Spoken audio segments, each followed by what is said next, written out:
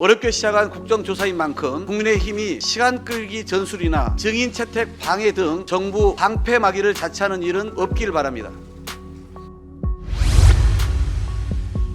오늘 본회의에서 용산 이태원 참사 국정조사 계획서를 처리합니다. 국회가 국민과의 약속을 지키게 되어 다행입니다. 이번 국정조사는 국회에 주어진 당연한 책무였지만 오늘에 이르기까지 쉽지 않은 과정이었습니다. 민주당이 마지막까지 국민의힘 설득에 노력을 기울였고 그 결과 여야 합의로 국정조사의 닻을 올릴 수 있게 되었습니다.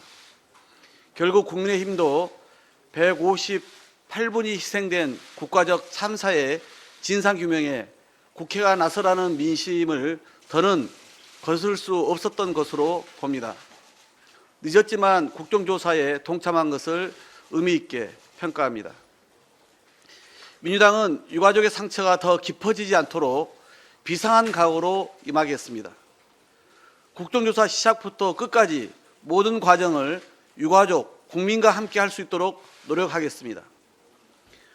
본격적인 조사는 합의대로 예산안 처리 직후에 시작되지만 오늘 조사 계획서가 채택되면 그 즉시 자료의 제출 요구와 검토 등 사전 준비 작업에 착수하게 됩니다.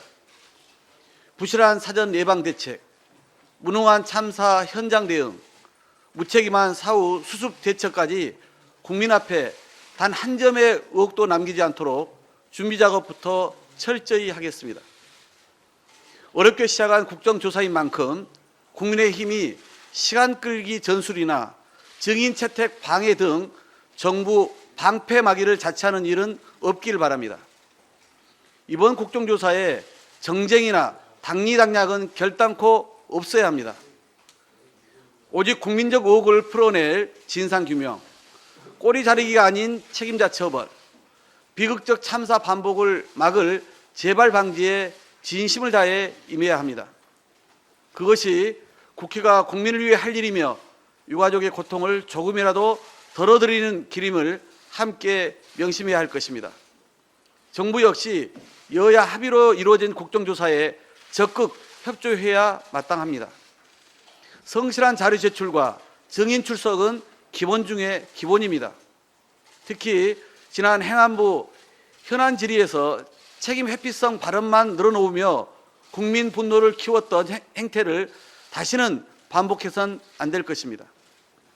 오늘 오전 11시에는 국정조사 특별위원회 1차 전체회의를 열어 위원장과 간사 선출 그리고 본회의에 상정할 조사 계획서를 최종 마련할 예정입니다. 국조특위가 공식 활동을 시작하면서 무엇보다 유가족의 목소리를 경청하고 특위 활동에 반영하는 것이 중요하다고 생각합니다. 특위는 이번 국정조사에 유가족의 요구사항이 빠지지 않도록 유가족과의 만남도 신속히 추진해 주시기 바랍니다. 경찰청 특별수사본부의 이태원 참사 수사가 몸통엔 손끝 하나 대지 못한 채 꼬리에만 머물러 있습니다. 어제 특수본은 전 용산경찰서 112 상황실장과 용산구 부구청장, 용산소방서 현장 지휘팀장 등 9명을 추가 입건했다고 밝혔습니다. 책임 추궁은 일선 실무자들에게만 집중됐고 이태원 참사에 책임 있는 지휘라인 윗선 수사는 죄다 제자리 걸음입니다. 서울경찰청장 소환 조사 방침을 밝혔지만 이상민 행안부 장관, 윤익은 경찰청장 등 핵심 책임자들은 조사 계획조차 내놓지 않고 있습니다. 특히 소방노조 고발로 행안부까지 압수수색을 하면서 정작 피의자 신분인 이상민 장관의 집무실은 문도 열지 못했습니다. 이러니 이태원 참사 유가족까지 특수본 수사를 불신하는 것 아니겠습니까? 이대로라면 참사의 골든타임뿐만 아니라 수사의 골든타임도 놓치게 됩니다. 이상민 장관이 국회에 예결위장에 나와 유족명단 없다고 큰 소리쳤지만 해당 자료는 행안부에 버젓이 존재했다는 사실도 드러났습니다. 알고도 그랬다면 유증죄로 추가 고발 대상이고 몰랐다면 정말 무능입니다. 지금처럼 이 장관과 참사 책임자들의 수사를 미적된다면 이 같은 핵심 증거도 인멸될 가능성이 큽니다. 국민적 의혹과 유가족의 불신을 해소하기 위해서라도 지위 고하를 막론하고 살아있는 권력을 샅샅이 수사해야 합니다.